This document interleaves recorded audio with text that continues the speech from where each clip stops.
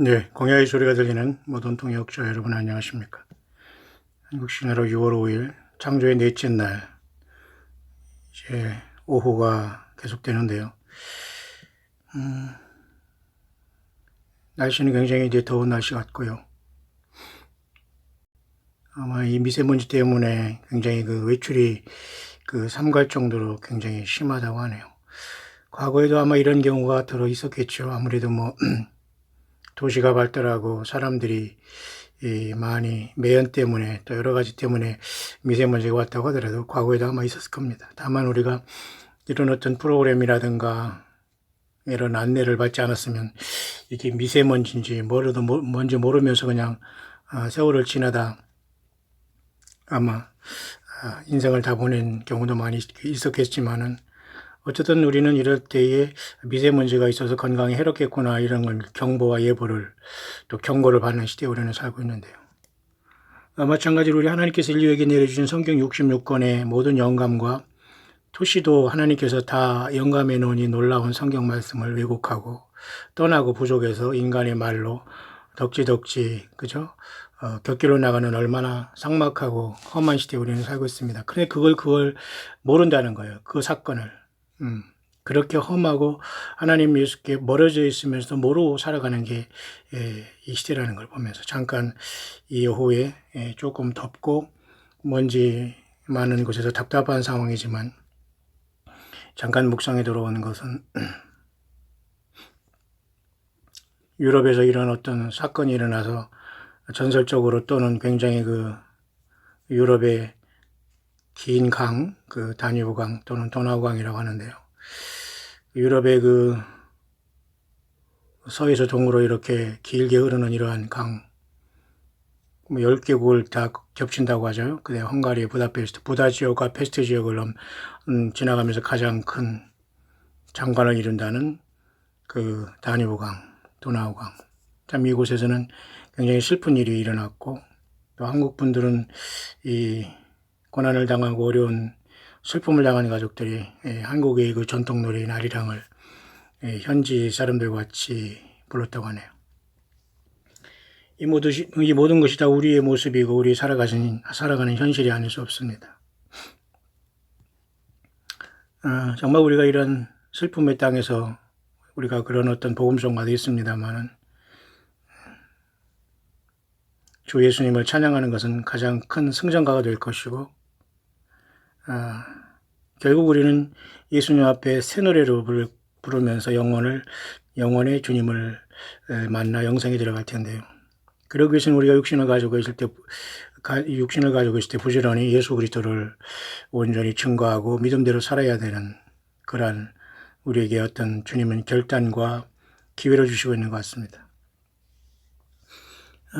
저는 수십 년 전에 여러분도 학창시절이 있었겠습니다만 중학교 때 저는 약간 합반을 하면서 음악 시간에 키가 크고 굉장히 귀가 크시고 기골이 장대하시는 음악 선생님이 이 음악을 가르치면서 굉장히 엄했었어요. 웃음도 없으시고 몸도 좀 아프시다는 것 같기도 했었고요. 중학교 때. 근데 그분이 다뉴브강의 새 물결이라는 이러한 그죠? 그것을 설명하면서 마치 오늘날에 우리 그곳에서 파생된 윤심덕이라는 사람 한국의 최초의 오페라 가수라고 합니까? 소프라노 가수라고 합니까? 사의 찬가라는 이러한 노래를 불렀던 것을 언뜻 기억하게 되네요. 그 중학교 때라도 뭔가 그게 굉장히 제 마음속에는 지금도 크게 어떤 모습으로 자리 잡고 있는데요. 굉장히 제가 중학생일 때도 굉장히 슬픔과 이런 것들을 많이 아는 것 같아요. 주변에 아픔과 고통과 사람들이 죽어가는 모습을 보면서 참 이게 무엇인가라는 생각도 하고요. 그런 다뉴브강의 샘물결을 늘 제 생각할 때가 들어 있을 때는 선생님 생각나고 그러는데요. 정말 삭막한 인생을 달리는 인생아라는 이런, 그쵸? 광막한 광야에 달리는 인생아. 너의 가는 곳 어디냐? 쓸쓸한 세상 험악한 고해에 너는 무엇을 찾으러 가느냐? 눈물로 된 이 세상에 나 죽으면 그만일까? 행복 찾는 인생들아 너 찾는 것처럼 뭐 이렇게 하면서 과거에 지금 이러한 것이 뭐 사의 찬미가 있다고 하는데요. 굉장히 이런 게 얽힌 얘기가 있네요. 또 이것을 노래한 사람이 그저 불륜으로 인해서 두 사람이 같이 일본에서 돌아오면서 현해탄에서 빠져 죽는 거의 뭐 소설 같은 영화 같은 이야기가 인구에 회자하고 있고 마치 한국판의 어떤 로미오와 줄리엣이라고 할까요? 그런 경우가 많이 있을 것 같습니다. 그러면서 저는 이런 여러분들과 같이 어렸을 때의 기억 속에서 정말 사의 찬미라는 이러한 말을 할 정도로 정말 우리가 사의 찬미, 죽음에 대한 찬미라기보다는 참 죽음은 누구나 피할 수 없는데요. 그러나 우리는 예수님께서 그 모든 사망 검부 열쇠를 가졌기 때문에 예수님을 만나고 섬기는 것은 최고의 복이 아닐 수 없습니다. 근데 그 복을 복일 줄 모르고 살아가니까 사람들이 문제가 되지 않을까요? 중학교 때 그 음악 선생님은 그 뒤로 제가 어떻게 되는지 모르지만은 굉장히 구슬프게 또는 구성지게 이 사의 찬미 같은 단위부강의 샘물결을 설명하면서 이 노래를 부르셨던 그 독창을 하셨던 그러면서 모든 우리 어린이들이 어린이라 마찬가지 뭐 중학교 때 뭘 알겠습니까? 조용히 들었던 그런 기억이 나네요. 그로부터 많은 세월이 흘렀습니다만 오늘도 이 세상은 변함없이 죽음에 대한 문제 또 그 속에서 많은 사람들이 행복 찾는 문제 그렇게 되어 있네요. 그런 진정한 행복은 예수님 안에 써 있고 예수님밖에 없다는 것을 아는 사람은 알 텐데요. 특히 우리 예수님 믿는 저와 여러분들은 허무주의에 빠지지 말고 또 주변에 어떤 고난과 어려움이 있다고 하더라도 절망하거나 그러지 마시길 바랍니다.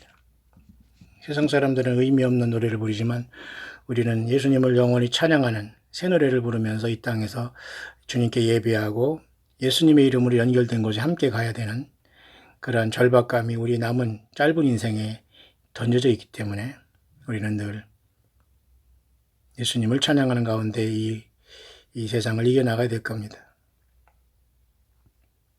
아마 이풍진 세상을 만났으니 하고 이러한 사의 찬미는 아마 많은 사람들이 오늘도 고독함 속에서 불려지는 노래가 아닌가 생각하는데요. 예수님 믿는 저와 여러분들이라고 뭐 못할 일은 없겠습니다만 내용이 그렇지 않습니까? 그 선생님을 잠깐 생각하면서 제가 이 노래를 조금 전반 한번 해보고 싶네요.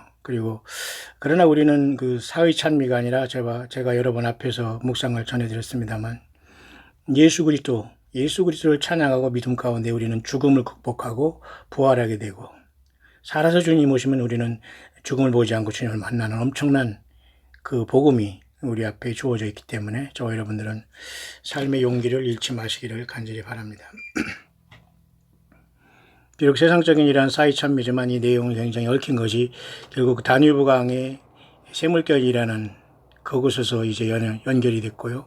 도나우강의 그 아름다움, 도나우강의 아름다움 이런 것으로 다뉴브강의 아름다움 이런 게 도나우강이나 다뉴브강 같은 내용인데요.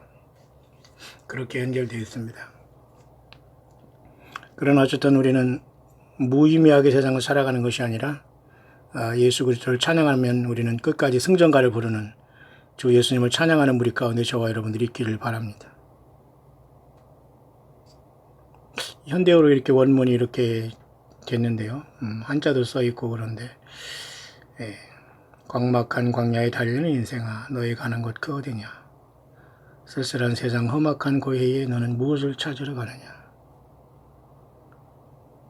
우리들이 이렇게 인생을 살아가다가 예수님을 만나서 완전히 반전되었고 우리는 주님의 증인들로 살아가고 있습니다.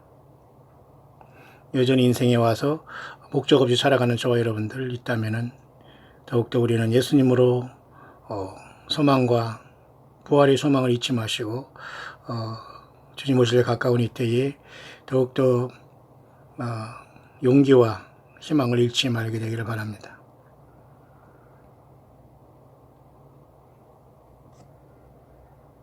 광막한 광야에 달리는 인생아 너의 가는 곳 그 어디냐 쓸쓸한 세상 험악한 고해에 나는 무엇을 찾으러 가느냐. 아마 이렇게 그 음악 선생님이 제가 그 10대 때 초반 10대 초반 때 일하는 음악 시간에 합반해서 이 노래를 부른 것이 참으로 생생하게 기억나는데요. 좀 굉장히 슬펐고 뭔가 그랬었습니다. 지금 이렇게 저도 인생의 후반전을 살면서 과거를 이렇게 반추해 보면서 오늘도 그 유럽의 그 아름다운 도나우강, 그 다뉴브강에 슬픔이 일어나고 많은 사람들이 슬픔을 달래줄 길이 없네요. 우리 모두에게도 정말 다 크고 작은 슬픔과 아픔을 견디고 살아가는 존재들이기 때문인데요. 저는 그런 차원에서 우리가 과연 우리가 최고의 이 땅에 살면서 최고의 노래가 무엇일까를 잠깐 우리가 생각해 보려고 하는데요. 특히 우리가 창세기를 보면은 인류 역사의 모든 그 출발과 그런 것을 알 수 있는데요. 특히 가인이라는 인류 아담과 하와가 최초로 난 그 아들은 살인자가 되고 말았어요. 그래서 너희는 가인처럼 하지 말라. 가인 배후에는 물론 사탄 마귀가 있고 하와 배후에도 물론 사탄 마귀가 뱀으로 나타났고 계속해서 인류 역사는 영적인 존재인 사탄 마귀가 인류를 이렇게 파괴해 왔기 때문에 예수님 인간으로 오셔서 우리를 그의 피로 구속해서 영원으로 올라가시게 되는 거죠. 그래서 여러분 창세기 4장에도 여러분 잠깐 보면은 가인이 굉장히 그 죄를 진 다음에 고통하는 모습이 나타나지 않습니까? 그러면서 가인 다음에 에녹이라는 그죠? 하나님이 또한 아벨이 죽임 당한 다음에 가인이 일단은 하나님 앞에 떠나서 여호와 앞을 떠났다. 구원이 없다는 겁니다. 이것은 여호와 앞을 떠났다. 예수님을 떠났다. 그래도 요한복음 6장 66절도 다 많은 사람들이 예수님을 떠난지라 그랬잖아요. 6장 66절. 여호와 앞을 떠났다. 창세기 4장도 16절이에요. 여호와 앞을 떠났다. 가인은 하나님을 떠났다는 것은 죽음입니다. 비록 몇 살 사는 게 중요한 것이 아니라 에덴 동편 노땅에 거했어요. 인류는 모두는 에덴 동산에서 쫓겨나와서 에덴의 동쪽으로 사실을 쫓겨났는데 또 에덴 동편에서 또 동쪽으로 가서 노땅이라는 곳에서 가인이 에녹성을 쌓고 거기에서 문명을 이뤄나갔습니다. 소위 말해서 그것을 가인의 후예라고 해요. 근데 그 뒤로 가인이 어떻게 됐다는 그 기록은 없습니다만 특히 성경은 그 뒤로 그 아벨 다음에 하나님께서는 그죠? 에녹이라는 또 하나님이 또 계속해서 이 가인 그 아담과 하와에게 자식을 냈는데요. 그 에녹 가인이 아들 에녹과는 또 이름이 달라요. 가인도 아들이 이름을 따라 에녹성이라는 이상하게 비슷한 그 성을 쌓고서 문명을 이뤄나가는데요. 하나님을 거절한 가인의 후예들의 모습입니다. 오늘도 예수님의 모습, 예수님을 믿는 사람과 안 믿는 사람들은 매우 비슷합니다. 외적으로. 가인도 아들의 이름도 에녹, 성도 에녹성. 뭐 겉으로는 전혀 그 가인이 그러한 큰 전력과 하나님을 거부한 그 저주를 받은 전력이 있는 걸 알 수가 없습니다만. 그 정도로 우리가 세상 살아가면서 정말 예수님의 사람과 아닌 사람은 굉장히 그 미세한 차이가 났기 때문에 잘 알아보지 못하지 않습니까? 자, 그런 차원에서 가인은 이제 앞을 떠났습니다. 근데 또 아담과 하와는 아벨 다음에 그 에녹을 낳기 시작했고 그 다음에 에녹이 또 라멕을 낳았다 라면서 가인 외에 이제 아벨 죽은 다음에 다시 하나님께서 이제 에녹을 또 주면서 이렇게 쭉 족보가 이어지게 되는데요. 또 라멕에 와서는 라멕이 그때부터는 일부 다처제로서 두 아내를 취해서 하나는 아다와 실라를 통해서 라멕의 두 여자가 한 여자가 두 아들을 낳았으니까 하나는 야벨인데 육축 치는 자의 조상, 아우는 유발인데 수금과 퉁소를 잡는 자의 조상이 됐어요. 그러니까 저는 오늘 이런 생각이 드는 거예요. 수금과 퉁소를 잡는 자의 조상, 이건 음악하는 거거든요. 음악. 그러니까 세상에는 그 자기 혈통과 어떤 그 재능이 흐르는 것이 분명히 있을 것 같아요. 라멕의 두 아내 중에, 그죠? 아다의 두 아들 중에 있었는데, 야벨, 그죠?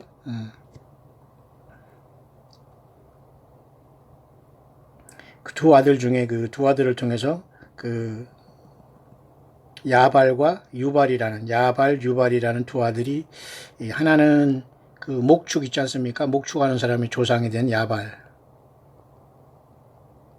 그 다음에는 유발이라는 사람은 수금과 퉁수를 잡는 모든 자의 조상이 됐다 했어요. 유발. 이것은 음악하는 자의 조상은 적어도 유발이라는 사람들이 어떤 그 조상의 영향을 받지 않았나 보면서, 또 육축 지는 사람은 농업하는 사람. 또 한 가지는 두 번째 아내, 라멕의 두 번째 아내가 실라였었는데, 이 사람은 두발가인을 낳는데요. 두발가인은 오늘날의 모든 문명을 이루는 기계를 다루는데 아주 능했어요.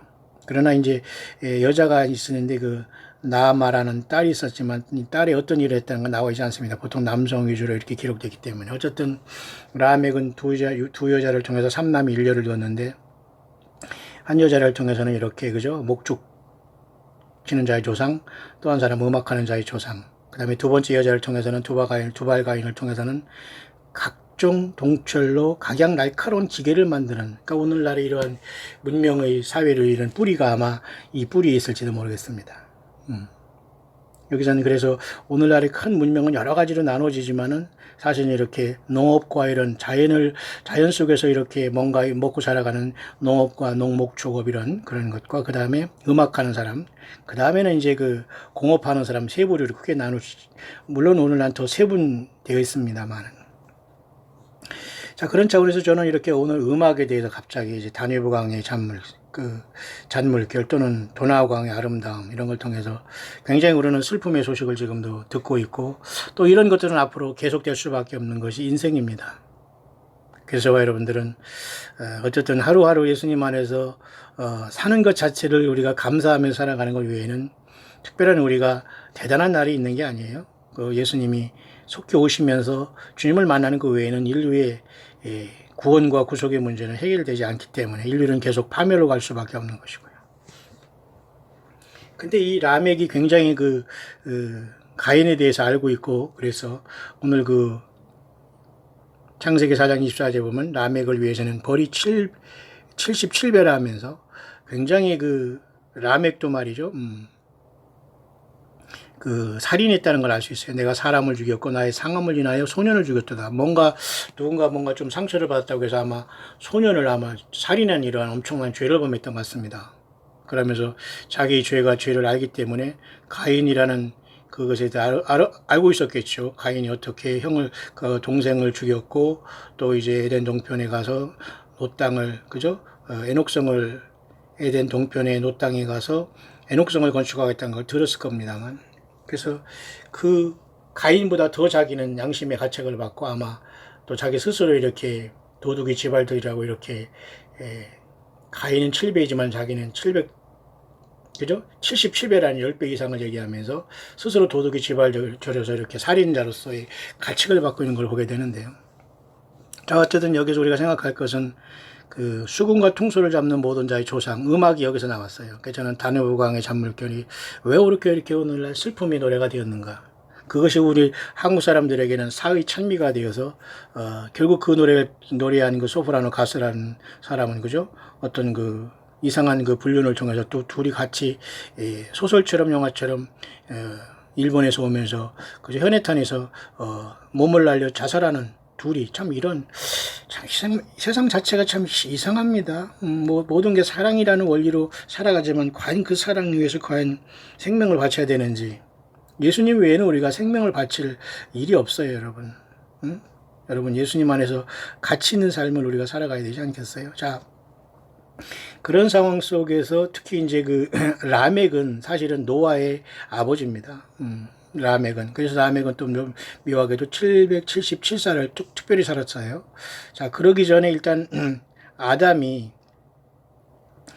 셋이라는 또 아들을 또 낳았거든요. 특히 이것은 아벨 대신에 다른 씨를 주셨다 하면서 셋을 낳은 다음에, 또 셋은 또 아들을 또 낳았는데 에노스를 또 낳았어요.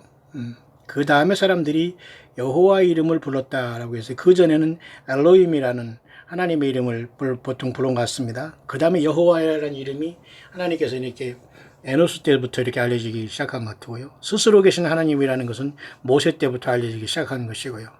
하나님이 인간으로 오셨다는 예수님은 바로 오늘 우리가 사는 이 시대에 알려지게 된 겁니다. 자, 그렇게 성경은 열어지고 있는데요. 창세기 5장에 조금 더 보면 아담의 계보를 보면서 우리는 특별한 것 하나를 잠깐 발견하고 넘어가려고 하는데요. 자, 음악하는 자의 음악하는 자의 그 모습을 제가 여러분에게 잠깐 알려드렸기 때문에 다뉴강의 잔물결연의 슬픔의 시간들이 한국 사람들과 전 세계 사람들에게 지금 계속되고 있는 것 같습니다만, 뭐 그뿐만 아니라 미국에는 뭐 매일같이 어떤 총기 사고 나타나죠. 또한 토네이도가 일고 있죠. 정신 없습니다, 여러분. 근데 우리가 먹고 마시고 너무 자제하지 못하고 절제하지 못하고 정말 바르게 예수님을 섬기지 못하면 그냥 대량으로 인류가 노아 용수에 사라지듯이 한순간에 예수님을 만나지 못한 모든 사람들이 대량으로 죽어서 응부에 떨어질 수밖에 없다. 그런 시간대에 우리는 살고 있고요. 특히 유발이라는 사람은 수금과 퉁소를 잡고서 라멕이 실라라는, 그죠? 아다라는 자기 부인을 통해서 난 그 아들 중에 유발이라는 사람이 음악하는 자의 조상이 됐다는 게 저는 좀 특별한 생각이 들어서 오늘 다뉴브강의 이러한 슬픔의 소식이 있는 이 상황에서 진정하게 예수님 믿는 저와 여러분들은 무슨 노래를, 어떤 찬양을, 과연 우리의 심령 속에 이 정말 광막한 광야를 달리는 인생이 됐지만은 이제는 우리가 목적 없이 사는 게 아니기 때문에 정말 우리의 찬양과 중심은 바로 우리를 구원하신 예수 그리스도 앞에 모든 찬양과 높임과 경배와 사랑과 중심이 올라가야 된다는 거예요. 그러니까 이 예수님을 만나지 못했기 때문에 많은 사람들이 이 중심이 다른 곳으로 다 분열되고 이렇게, 그죠? 지리멸렬하게 다 분열되기 때문에 속게 되고 예수님을 만나지 못하게 되고 구원을 받지 못하게 되고 거짓 선지자에 빠지게 되고, 성경에서 모든 것들을 우리에게 알려주고 있는데 성경을 읽지 않습니다. 성경을 묵상하려고 하지 않습니다. 그냥 상식에 돌아다니면서 그냥 종교 좋다고 왔다 갔다 하다가 모두가 대량으로 주님을 못 만나게 되는 그런 상황이 벌어질 수밖에 없는데요. 그런 상황 속에서 오늘 잠깐 저는 아담의 계보를 보면서 특히 라멕에는 두 아내가 있었는데요. 그 라멕은 또 묘하게도 누구냐면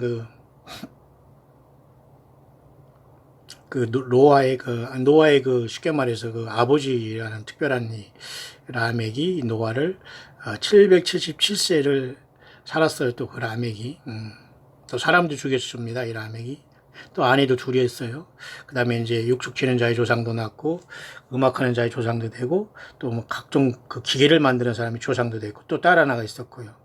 근데 놀랍게도 라멕이 또한 노아를 낳습니다.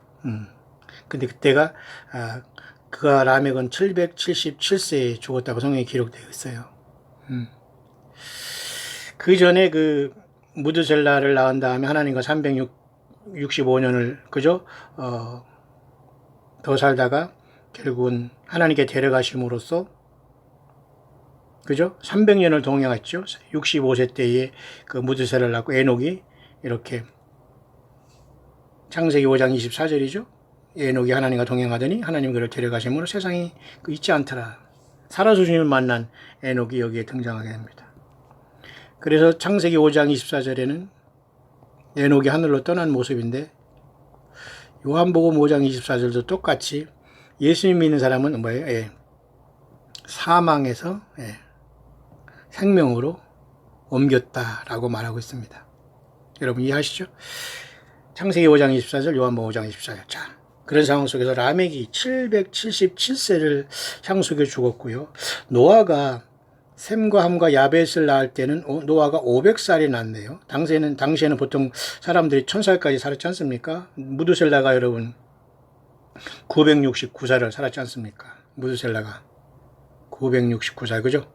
창세기 5장 27절은 가장 오래 산 인류 역사에 969살을 사는 무드셀라에 대해서 기록해 놓고 있지 않습니까? 969. 특이하죠? 그래서 노아도 500살 때 세 아들을 낳았어요. 그러면 결국 오늘날의 나이로는 약 50살이 되는 건지 그건 모르겠습니다만, 과거에는 몇 살부터 성인이 되고 결혼했나 전혀 성경에 기록이 안 나왔습니다. 어쩌든 노아가 오늘날의 이 현생 인류를 낳는 셈과 함과 야벳을 낳고 이들을 다 노아 용소에서 자기 부인과 같이 그죠? 그 다음에 요 셈과 함과 야벳의 이 그 자기 며느리들 같이 8명만 사는 놀라운 역사가 나타나지 않습니까? 근데 이 500살의 노아가 세 아들을 낳았다. 참 특이해요.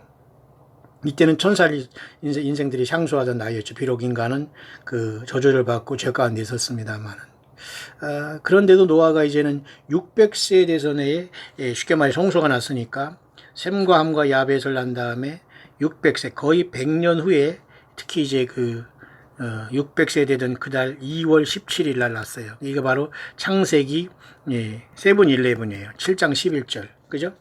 600세 되던 해 났으니까 셈과 함과 야벳이 거의 100살 때 그때 그 노아 용서가 났다는 결론이 되는 겁니다. 7장 11절 보면은 노아가 600세 되던 해 그달 17일이라 그랬잖아요. 그러니까 셈과 함과 야벳은 500세에 났지만은 600세 100년 후에 셈과 아들들이 약 100살 정도 될 때에 2월 17일 날 노아 용서로 인해서 노아의 시대의 그 모든 인류가 다 멸망을 당하고 말았습니다. 그런 다음에 오늘 인류가 지금 노아의 세 자손으로 인해서 75억이라는 엄청난 인구가 지금 살아가고 있네요. 근데 오늘날의 인구는 대부분 70이요. 강건하면 80이다. 요 인생이 답니다. 근데 요 인생 동안 우리는 과연 예수님을 사랑하고 만나느냐의 기회를 하나님께서 주신 건데 요 인생을 사탄 마귀의 완전히 안목의 정욕, 이상의 자랑, 그죠? 육신의 정으로 빠져서 짐승처럼 살면서 예수님을 뭐 당연히 믿는 것처럼 착각할 수도 있고요. 예배당 다니는 게 구원받는 걸로 착각할 수 있고요. 어느 목사의 설교를 평생 따라다니면서 예수 믿는 것처럼 착각할 수 있었다는 겁니다. 7, 80인생에. 과연 여러분 정말 생명 되신 예수님을 얼마나 사랑하고 주님을 전하고 그 주님 때문에 여러분 용기를 잃지 않고 있습니까? 여러분 힘을 내시길 바랍니다. 자, 그런 차원에서 성경은 언젠가 우리가 예수님을 만나러 간다고 하는데요. 아까 유발이라는 그죠? 그 라멕이 그 첫째 그 부인에게 얻은 두 부인 중에 하나인 그 사람의 아내에게 얻은 그 유발이라는 사람이 악기하는 자의 조상이 됐는데요. 성경에 보면 여러분 특히 아가서에는 솔로몬의 아가라가 하면서 굉장히 아름다운 사랑의 노래가 여기 있지 않습니까? 결국 예수님을 만나는 교회의 모습인데요. 특히 아가서 2장에는 마치 주님을 만나러 가는 그 모습이 화려하게 그려진 것처럼 아가서 2장에는 나의 사랑하는 자가 내게 말하기를 나의 사랑 나의 예쁜 자 일어나서 함께 가자. 일어나서 함께 가자. 일어나서 함께 가자. 이런 상황이 오면은 우리 교회는 변화받을 것 같아요. 다시 말해서 지금 막는 자가 있어서 데살로니가후서 2장에 불법의 비밀이 활동하였지만 막는 자가 있어서 옮길 때까지 한다는 그 성령님은 오늘 예수 믿는 우리와 함께 있기 때문에 일어나서 함께 가자 하면 순간에 어린이가 하늘보좌로 태어나는 그런 놀라운 시간이 있지 않겠나. 겨울도 지나고 비가 그쳤고 지면에는 꽃이 피고 새의 노래할 때가 이르렀으니 반구의 노래가 우리 땅에 드니 반구는 비둘기거든요. 그래서 어떤 사람은 막 겨울이 지난 다음에 봄철에 어떤 휴거가 일어나지 않겠나, 아니면 예수님께서 오시는 절기가 봄절기가 아니겠는가, 이렇게 보는 사람도 없지 않아 있습니다. 이런 말씀을 보면서 그죠? 뭐 가능성도 있습니다. 봄절기는 6월절 그죠? 무교절 초실절에 그 절기가 있지 않습니까? 그런 어쨌든 이미 우리는 지금 봄절기를 지나고 성령 강림 주의를 바라보면서 오늘 6월달을 지금 맞아서 가고 있습니다. 자, 그래서 아가서도 보면 여기도 뭔가 찬란한 이렇게 노래와 사랑 노래가 여기 부르는데요. 뭔가 이렇게 솔로몬과 술람 여인의 사랑을 속에서 나의 사랑 어예쁜 자, 이 교회를 보는 주 예수님의 모습이거든요. 저와 여러분들은 주님께서 우리를 사랑이라고 부르고 어예쁜 자로 부르시면서 일어나서 함께 가자, 영원의 초대를 하시고 있거든요. 예수님의 피로서 우리가 죄사함 받고, 그죠? 그래서 아가서는 사실은 예수님과 교회의 사랑의 노래입니다. 노래. 그래서 영어로는 Song of Solomon, Song of Songs라고 해요. 모든 노래 중에 노래. 마치 만왕의 왕 중의 왕. 주 중에 주 예수님이시죠. 모든 노래 중에 노래. 그게 바로 이제 아가서로서 예수님에 대한 사랑과 예수님이 교회에 대한 사랑, 교회가 주님에 대한 응답으로 나타나는 게 아가서의 8장으로 되어 있습니다. 전체 1장은 8장인데요. 그 중에 2장에는 마치 주님을 만나러 가는 첫째 부활이 일어나는 것처럼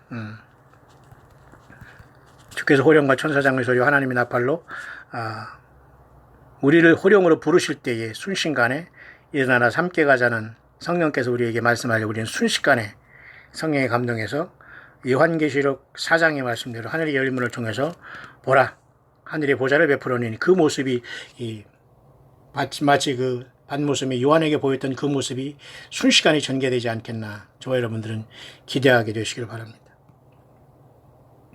뿐만 아니라 여러분 아가서를 잘 살펴보면 말이죠. 예수 그리스도 솔로몬 왕을 통해서 예수님의 모습이 잘 여기 형성이 되어 있는데요. 특히 아가서 3장에 보면 그 연기 기둥과도 같고 몰약과 유향과 장사의 여러 가지 향품으로 향기롭게도 하고 거친들에서 오는 자가 누구인고 참 특이하죠. 거친들 광야 아닙니까? 빈들 광야 아니에요. 몰약과 유향과 장사 여러 가지 향품으로 향기롭게 하고 이게 바로 솔로몬을 얘기하는데 솔로몬의 연이라는 건 솔로몬의 행차입니다. 60인이 옹호하고 오고 있어요. 마치 예수 그리스도가 하늘 구름을 타고 영광 중에 교회를 데리러 오는 모습인데 예수님의 모습은 보통 모습이 아니거든요. 우리 사람이 상상할 수 없는 모습으로 오시는데요.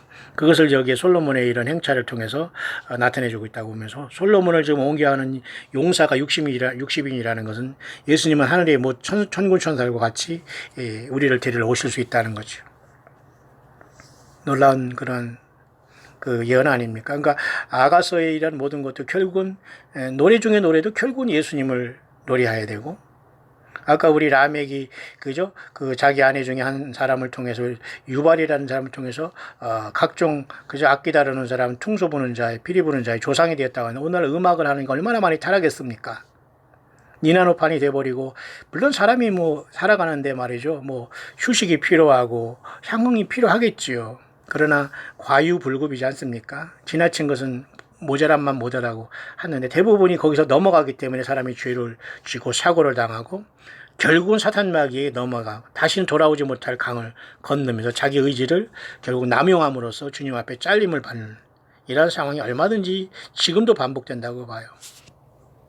자, 그렇게 아가서는 주님의 오심에 대한 찬양으로 또 이런 모습으로 이렇게 솔로몬의 행차를 통해서 이렇게 참 이렇게 놀라운 그 예언적인 의미로서 단순히 노래가 아니고 남녀간의 사랑이 아니라 이렇게 놀랍게 기록이 되어 있네요.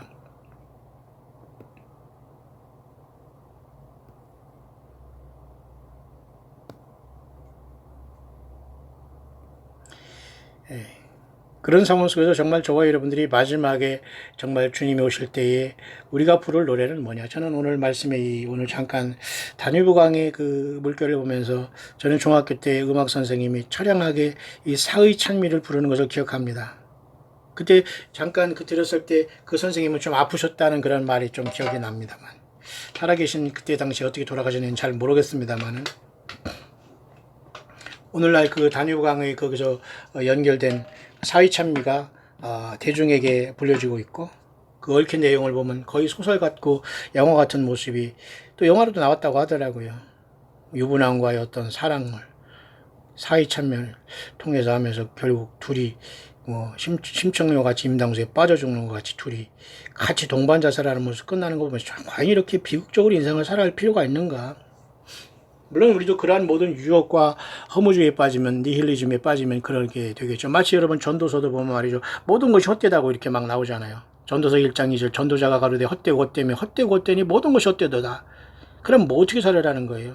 그래서 여러분 전도서 12장에는 여러분 그러니까 헛되니까 이 모든 걸 다 들었으니까 하나님을 경외하고 명령을 지킬지어다. 이것이 바로 솔로몬이 체득한 그 진리거든요. 솔로몬이 밧세바의 이상한 관계를 통해서 자기 어머니가 이상하게 다윗과 난 아들인데 왕이 돼버렸지 않습니까? 그러니까 다윗의 후광을 통해서 엄청나게 누렸어요. 초첩천하만과 살아가고 금 666달란트의 세금을 받아들이면서 뭐 완전히 뭐 그런데 주님께서는 솔로몬의 영화가 들꽃 하나만 못하다고 했잖아요. 그러니 여러분, 들고 조그만 꽃 하나 보면서 우리가 아름다움을 느끼는 게 진정한 정상이지, 세상에 포장된 어떤 화려한 연예계, 멋진 무슨 그냥 방송, 번쩍번쩍하는 이런 모든 것을 우리가 속아 넘어가면 안 된다는 겁니다, 여러분. 이해하시나요? 그렇기 때문에 저와 여러분들 이런 속에서 정말 참된 노래와 찬양을 우리 예수님 앞에 올릴 수 있는 저와 여러분들이 되기를 바라고요. 무조건 노래만 이렇게 감상하고 있지 말고 여러분 스스로가 예수님 사랑합니다. 예수님 오세요. 기다립니다. 이런 찬양을 직접 올려야 됩니다. 많은 것, 멋진 음악하는 사람들이 따로 있고 나는 듣고 아멘 한다. 이건 안 통합니다, 여러분. 자기 스스로 가사가 틀리면 어떻고, 여러분, 무슨 음계가 틀리면 어떻습니까? 찬양을 해야죠. 자, 그래서 전도서에서 결국은 모든 것이 헛되다고 하지만 결국은 솔로몬은, 이래 결국은 다 들었으니 하나님을 경외하고 명령을 지킬지어다. 이것이 사람이 본분이다. 이 말을 하기 위해서 모든 것이 헛되다고 얘기하고 있지 않습니까? 그런 솔로몬이 또 아가서를 통해서 술람미 여인과의 사랑을 통해서 그의 삶의 예표로서 예수 그리스도와 교회의 사랑을 도래하고 있고, 모든 세상의 슬픔이 끝난 다음에 함께 가자, 일어나 함께 가자 하면은 주님께서 우리를 부르실 것이고 하늘문이 열려질 것이고 주님을 만나러 간다는 것이 성경에 정해진 일이에요. 다만 인생들이 이것을 발견하는 사람은 복이 있다는 것이죠. 그런 차원에서 여러분 요한계시록 19장에는 마지막 우리가 영원히 부를 아름다운 찬양과 노래가 결정적으로 여기에 나오게 됩니다. 요한계시록 19장에는 음녀가 이제 심판을 받고 예수님께서 이 땅에 천년왕국을 세우시면서 교회가 주님을 만나는 화려한 장면, 놀라운 장면이 요한계시록 19장에 기록이 되고 있는데요. 특히 여러분 요한계시록 19장 11절 하늘에 열린 문을 보죠. 마치 여러분 계시록 9장 11절 굉장히 특이한 거죠. 또 창세기 1장 19절 또 시편 119편 119로 통하지 않습니까? 근데 계시록은 단순한 119가 아니라 19장 11절이에요. 왜? 우리를 구속하신 예수님께서 하늘의 열문을 통고 백마를 타고 내려오시기 때문에 더 특별합니다. 911이지만 앞에 1이 더 붙었어요. 19장 11절. 그것도 911로 통하지 않습니까? 자, 굉장히 모든 것들이 성경은 숫자와 장절 모든 것까지 토치까지 다 여러분 우리가 함부로 해서는 안 되는 거예요. 근데 얼마나 많은 사람이 성경을 덮어놓고 대충 다 안다고 하면서 여러분 사람끼리 만나서 무슨 모임이 그렇게 많은지, 무슨 그렇게 예배당을 많이 짓고서 돈이 넘치는지, 무슨 그렇게 사람을 막 섬기면서 사람 어느 평생 주님을 섬겼다고 하는 어느 연세든 분들이 말을 들어본 말이죠. 그냥 목사 자랑만 하는 거예요. 난 부끄럽고 창피하고 참 왜 저렇게 됐나라는 생각을 합니다. 왜 목사 자랑을 해요? 예수님을 전가해요. 그러니까 잘못 배운 거예요. 주님 못 만납니다. 자, 성경 모든 결론은 여러분 예수님에 대한 찬양으로 결론을 맺고 있는데요. 그게 바로 요한계시록 19장입니다. 저는 창세기에 잠깐 들어갔고 다니엘강의 잔물결, 그죠? 그 다음에 또 사위찬미라는 걸 통해서 그곳에서 우리나라 사람들도 이렇게 일제시대 때에 또 그런 어떤 것을 통해서 한국의 최초 소프라노를 합니까? 그런 사람들이 이렇게 해서 알려졌습니다만 사위찬미. 자, 이런 속에서 과연 우리는 죽음을 찬미할 수 있는가?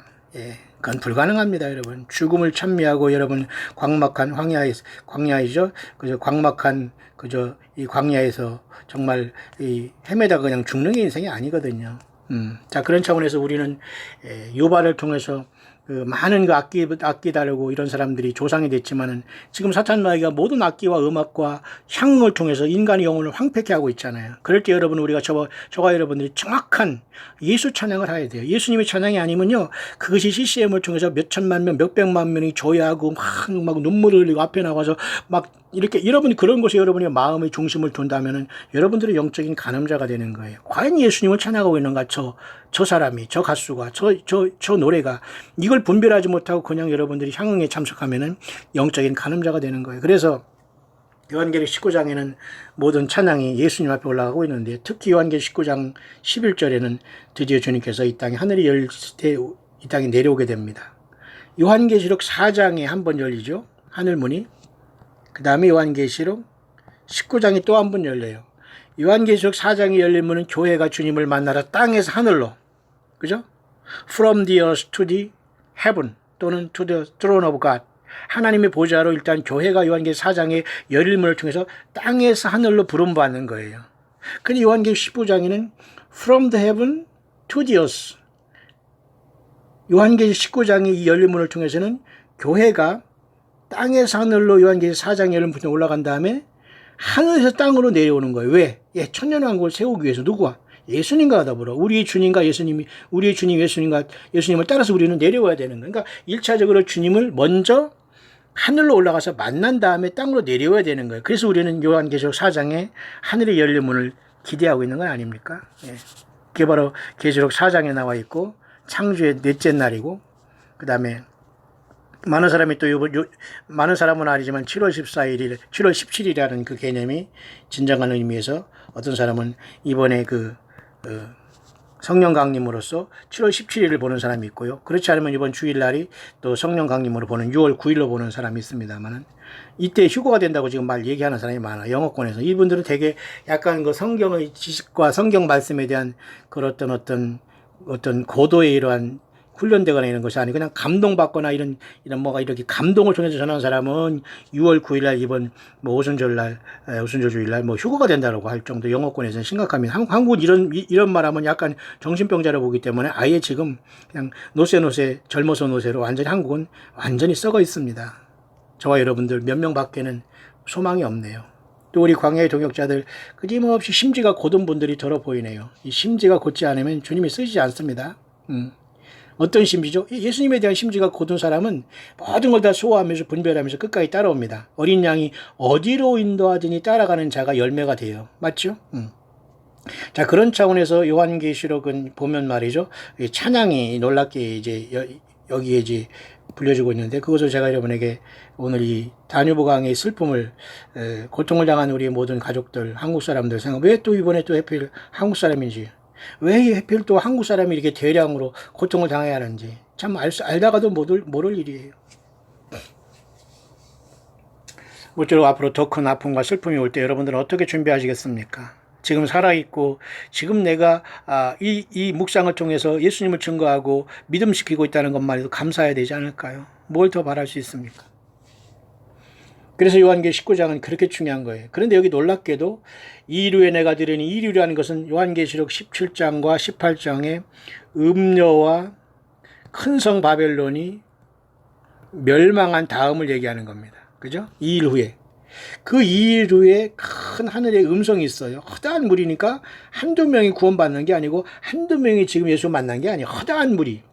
이 허다한 무리는 마치 요한계시록 하나님께서 이 모든 것을 완성하면서 천년왕국에 들어가는 모든 무리들을 다 얘기할 수 있고, 특히 창세기 1장 19절에 저녁이 되며 할 때 그 저녁이라는 그 스트롱 코드가 히브리 말로 6153인데 6000년의 역사가 지난 다음에 153마리 곡이라는 예수님을 믿는, 예수님이 핏값으로 구속함을 받은 모든 사람들이 무리라고 볼 수 있어요. 이해하시죠? 베드로가 153마리의 그 고기를 잡았지 않습니까? 그러니까 예수님이 핏값으로 구속함을 받은 모든 사람들이 허다한 무리로 이제 요한계시록 19장에 모여 있고, 이때 이미 주님을 만났고 첫째 부활이 일어났고 모든 심판이 거의 막바지에 대해서 진행됐고, 큰 음녀와 큰 성 바벨론이 예수 없는 세상에 완전히 폭망한 상황 속에서 하늘의 소리가 나잖아요. 하늘에. 여러분, 땅은 여러분 천년왕국에 대해서 주님이 왕 되시기 전에는 소망이 없어요. 그러니까 땅에 소망을 두고 땅의 모든 걸 많이 갖고 있고 땅에 예배당을 짓고 땅의 건물을 갖고 이런 사람은 100% 이 사람들은 가짜라는 걸 알아야 돼요. 어떻게 예수님을 증거하면서 여러분 바울의 바자도 모르는 거예요. 성경 27권 중에 여러분 마이너스야. 아는 게 없어요. 이 사람들은. 왜? 성경을 도용해서 자기 야성을 쌓기 전혀 예수님에 대한 열매를 맺지 못한 거예요. 거짓 선자들도 마찬가지입니다. 예수를 얘기합니다. 휴거를 얘기합니다. 예루살렘 성까지도 막 팔아먹습니다. 그러나 이들은 자기 자신을 통해서 일한다고 하지 왜 지를 통해서 일합니까? 예수님이 직접 성령으로 역사하시고 한 사람 한 사람에게 성령으로 거하시는 성령의 전이 됐는데요. 그러니 속게 되는 겁니다. 성경을 모르면은. 그래서 요한계시록 19장에는 허다한 무리가 할렐루야를 찬양하고 있어요. 가로대 할렐루야 하면서 이 할렐루야 내용이 뒤에 뭐라고 하냐면 구원과 영광과 능력이 하나님께 있다고. 이게 뭡니까? 할렐루야라는 것은 스스로 계신 야훼 하나님을 찬양하는 거 아닙니까? 노래하는 거 아닙니까? 노래가 완전히 땅에 떨어졌어요 지금. 그렇죠? 그냥 사의 찬미나 부르고 그냥 아리랑이나 불러대고 그냥 막연하게 그냥 슬퍼합니다. 우리도 물론 그 가운데 있어요. 하지만 그곳에 머물면 구원이 없어요. 그런 사이 찬미를 하고 이풍진 세상을 만났으니 노래를 하더라도 그 속에서 예수 만난 저와 여러분들이 돼야 돼요. 이풍진 세상 광야 아니에요? 그것만 부르면 끝납니다. 음보로 들어가고 그건 없어요. 이 풍진 세상을 만나고 사위찬미를 부르더라도 예수님을 찬양하는, 그래서 우리는 교회는 예수님을 찬양하는 무리가 되는 것이고, 결국 부활이 일어나고 주님을 만났을 때 커다란 무리가 큰 음성으로서 할렐루야를 부르고 있잖아요. 그 내용이 첫째는 구원과 영광과 능력, 끝이죠. 뭐 더가 필요합니까? 야훼 하나님을 찬양하다. 예수님을 찬양하는 거예요. 예수님이 구원시켰고 예수님의 영광이 나타났고 예수님의 그 능력이 우리를 이 땅에서 구원시켰다, 부활시켰다, 그 말 아니에요? 자, 이런 할렐루야를 부르는 무리 가운데 저와 여러분들이 있기를 바랍니다. 또 두 번째 할렐루야 하니까 연기가 세세트로 올라가는데, 두 번째 할렐루야 할 때는 내용이 없어요. 앞에 구원과 영광과 능력이 우리 하나님께 있도다 하면서 아버지 하나님과 예수님을 찬양하는데, 결국 이것도 요한계시록 4장에 새 노래를 부르는, 그죠? 24장로와 내생물의 모습, 또 저와 여러분들의 모습이 아닐까요? 두 번째 역시 마찬가지로 할렐루야 하니까 연기가 세세트로 올라가는, 무슨 심판의 연기가 세세트로 올라가는 거예요. 그죠? 요한계시록 17장이 음녀를 심판하기 때문에 이번 음녀 심판에 대한 감사합니다.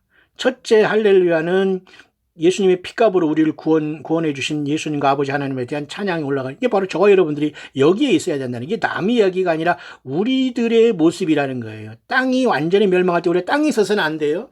땅에서 떠날 수 있는 것은 예수님처럼 부활해야 됩니다. 예수님이 또 우리를 불러줘야 돼요. 그러니까 예수님과 연관이 돼 있기, 예수님의 피로 거듭나지 않으면 우리는 주님을 못 만나는 거예요.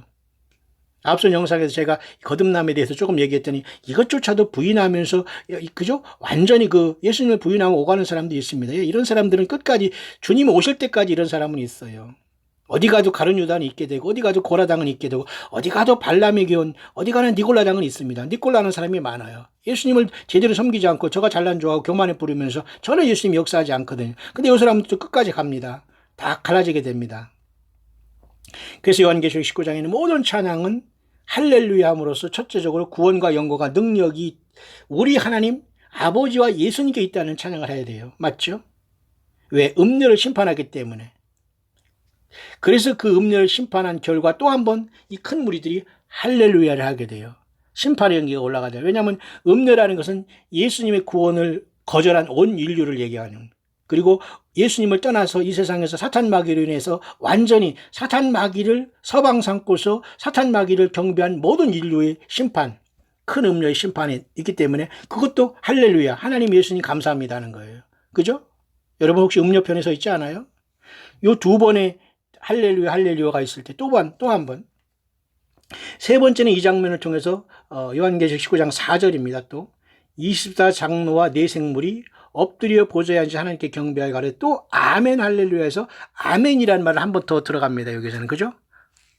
특이하죠. 앞에는 할렐루야를 통해서 구원과 영광과 능력이 우리 하나님께 있다고 하면서, 두 번째는 음녀가 심판받을 때 그냥 할렐루야입니다. 하나님 당연하십니다. 감사합니다. 그겁니다. 왜? 음녀를 심판해야 되고, 예수 안 믿는 모든 사람들이 다 끊어지게 됩니다. 역사 속에, 인류 역사 속에 다 사라지게 돼요.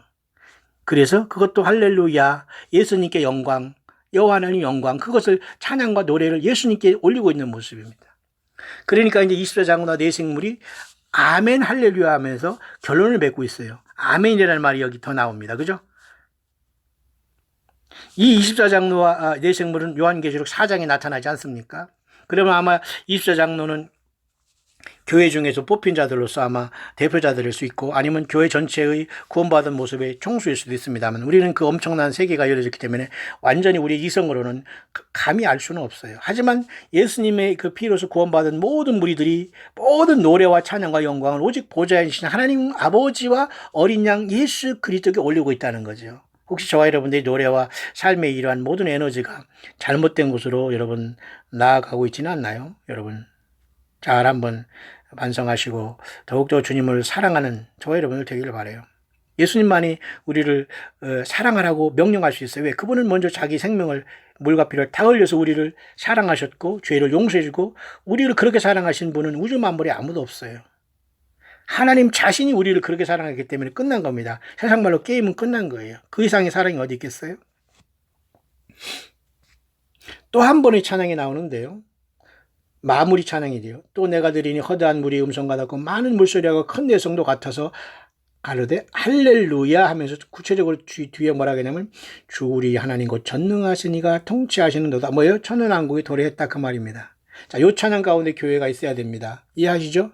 그러니까 여기는 요한계시록 19장에는 6절까지 4번의 찬양이 올라가요. 할렐루야로. 할렐루야, 그 다음에 1절에 할렐루야, 3절에 할렐루야, 4절에 아멘 할렐루야, 6절에 할렐루야. 4번의 영광의 찬양이 아버지 하나님과 예수님께 올라가. 왜? 전능하신 이가 통치한다는 누구죠? 예. 예수님이 통치하는 천년왕국이 이루어졌기 때문에 교회가 주님 앞에 부르는 찬양입니다.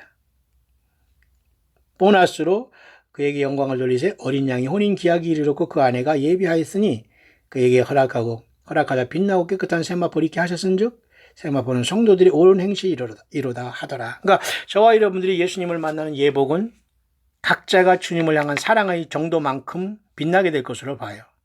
이것을 남용해서 많은 사람들이 목사와 종교 사꾼들과 거짓 선지자들에게 복종과 그저 순종을 강요해서는 안 됩니다.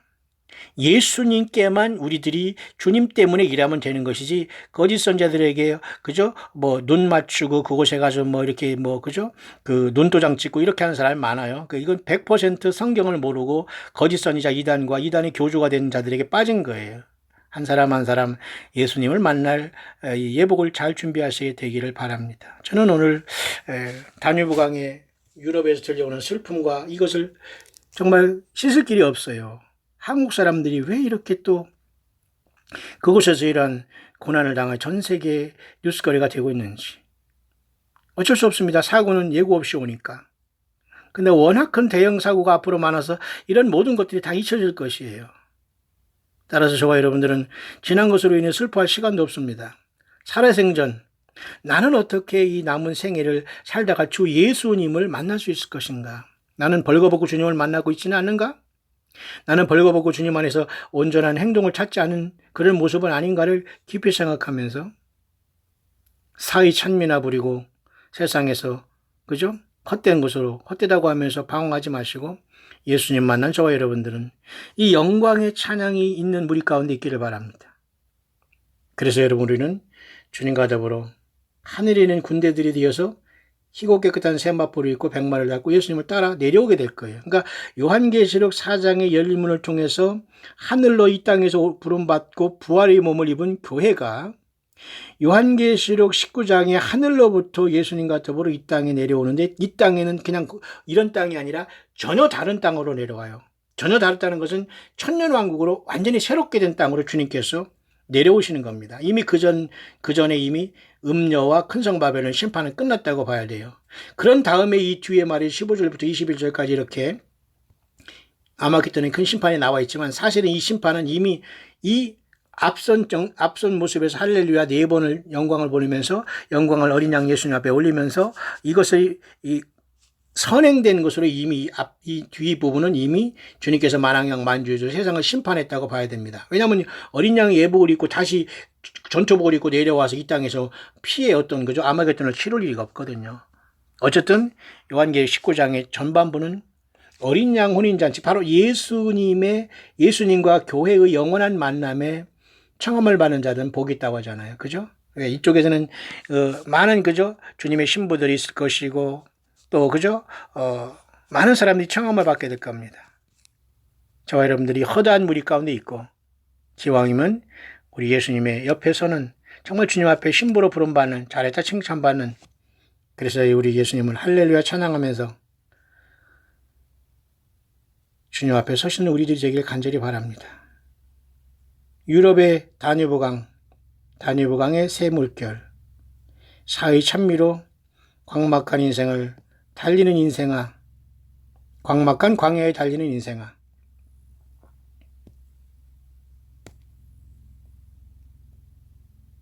너의 가는 곳 그 어디이냐 쓸쓸한 세상 험악한 고해에 너는 무엇을 찾으러 가느냐 눈물로 된 이 세상이 나 죽으면 그만일까 행복 찾는 인생들아 너 찾는 것 소름 등등 이러한 얘기가 있습니다. 이 맹목적으로 이런 노래 부르지 마시고 우리는 예수 발견한 기쁨으로 예수님을 향해서 찬양하고 새 노래를 부르고 요한계시록 19장의 4번의 할렐루야 찬양 가운데 허다한 무리로 주님 앞에 부활하거나 또 살아서 주님을 변화로 만난 요한계시록 4장의 하늘문이 열릴 때 부름받고 요한계시록 19장의 하늘문이 또 한 번 열릴 때 예수님의 뒤를 따라 이 땅에 예수님을 따라 내려와서 천년왕국의 왕권을 받아 주님과 더불어 주님을 영화롭게 하는 다스림에 동참하고 천년왕국이 눈 깜빡할 사이 지난 다음에 새하늘과 새 땅이 이루어지고 새 예루살렘에 내려올 그 순간까지 우리 예수님을 차분한 가운데에 진실되게 섬기면서 주어진 짧은 인생을